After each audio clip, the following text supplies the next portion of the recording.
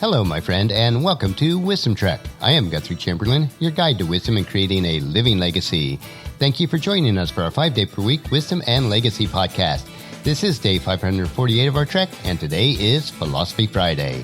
Every Friday, we'll ponder some of the basic truths and mysteries of life and how they can impact us in creating our living legacy. Currently, we are on an extended multi-week trek as we explore the teachings of some of my virtual mentors, such as Jim Rohn, Zig Ziglar, and Earl Nightingale. The core of the current trek is based primarily on Jim Rohn's book, The 5 Major Pieces to the Life Puzzle. I have learned considerable amount from reading and rereading this book on my own trek of life, and I trust that you'll benefit from it also. Keeping with the continuity of Wisdom Trek, though, I have adapted it to the 5 Trails on Life's Trek. We are broadcasting from our studio at the Big House in Marietta, Ohio. We continue our extended trek today on the Trail of Results. Last week, we started this trail and focused on how we can achieve predictable results.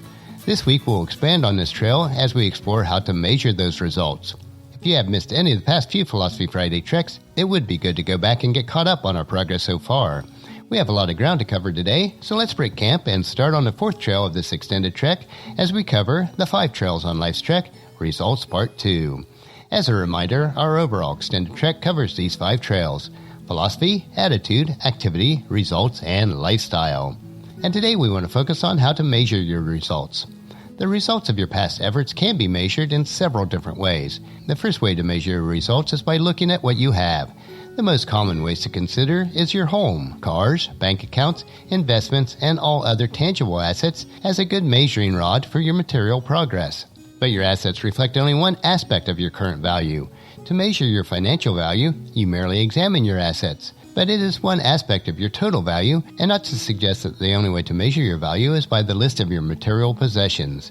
There are all kinds of wealth, and the greatest fortunes in life are the non-material assets that you have in your life, such as joy, health, love, family, experiences, and friendship.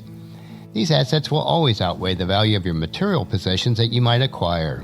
That being understood, you can reflect on what you have accumulated over the years in the form of material assets as a good indicator of your past efforts and possible future results. The non-material assets you possess will follow a similar pattern. If you currently have a significant accumulation of money and material possessions, you're probably well on your way toward achieving that dream known as financial independence. With that financial freedom comes the options to choose your non-material assets that you are able to accumulate. If your list of assets are rather meager, despite your efforts over the last 10, 20, or 30 years of labor, then it is a good indicator that something needs to change in your life. You may need to make some major changes in your current level of activity to increase your results. You may need to increase your skill or your knowledge or your awareness to take advantage of life's opportunities. You may need to make some adjustment in your philosophy about money and to your attitude about what expenditures constitutes worthwhile investments. If you are not satisfied with what you have achieved at this point in your life, then it is now time to fix the future, and it is never too late to start regardless of your age. Unless you change how you are right now, then what you have will always be about the same as it is today.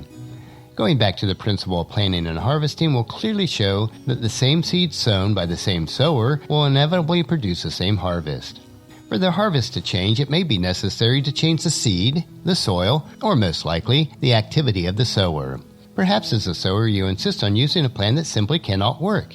It may be that you as a sower believes that the sowing should be done in the summer instead of the spring. When winter arrives, though, the sower's need is great. You may be found standing in a barren field condemning the circumstances of your failure because the soil did not yield the promised harvest. A situation like this would be an ideal time to measure and assess the reasons why your soil did not cooperate with your ill-conceived plan. You must measure and assess why you achieved less than expected, and you must guard against complaining and compiling yet another list of reasons for your unfortunate dilemma. Everything you acquired is a result of your past efforts and your past thoughts. You either gather intelligence or you gather ignorance, and your future will produce rewards in the same measure with what you have done in the past. You must use your time to plan, to labor, to measure, to invest, to share, to refine activity, and to add to your storehouse of knowledge and wisdom. These are the seeds that you must gather along the way so that the quality of your results will improve with each passing year. Another important way to measure your results is take a closer look at what you have become. What sort of people have you attracted in your life? Are you well respected by your co-workers and neighbors? Do you honor your beliefs? Do you try to see someone else's point of view? Are you listening to your children? Do you express sincere appreciation to your parents, your spouse, and to your friends? Are you honest and ethical in all your business transactions? Are you known for your unwavering integrity among your peers? Do you stand out in a good way because you still march to a beat of a different drum in a world that so desperately needs your light? Are you happy with who you are and what you have become? What you have become is the result of your past experiences and how you have handled them. What you have become is also a result of your personal changes that you have either voluntarily or involuntarily made over the years. If you are not happy with what you have become, you must change what you are. For things to change in your world, you must change. This is one of life's fundamentals. This is the law of planting and harvesting. Living a rich and satisfying life is not easy, especially during the times of planting and nurturing of your crops, but the reward of the harvest is always worthwhile. As Psalms chapter 126 verses 5 and 6 tells us, those who plant in tears will harvest with shouts of joy. They weep as they go to plant their seeds, but they sing as they return with the harvest. We are deliberately taking our trek slowly on the 5 trails on life's trek as we continue to hike today on our trail of results. Today you learn that you must measure and assess the results of your labor in order to change the results of the future. This is the basic fundamentals of the law of planting and harvesting. Next Philosophy Friday, we will explore the topic of that you attract what you have by the person that you have become. So join us next Friday for these additional insights. I know that you'll find these insights interesting and profitable in living the rich and satisfying life. Our next trek will be on Monday, where we will continue our series called The Tools in Gramps' Backpack, and we will equip you with the tools needed to impact the lives of others. So encourage your friends and families to join us and then come along with us on Monday for another day of Wisdom Trek, Creating a Legacy. If you'd like to listen to any of the past daily treks or read the associated journals, they are available at wisdom-trek.com. And thank you so much for allowing me to be your guide, your mentor, but most importantly, I am your friend as I serve you through the Wisdom Trek podcast and journal.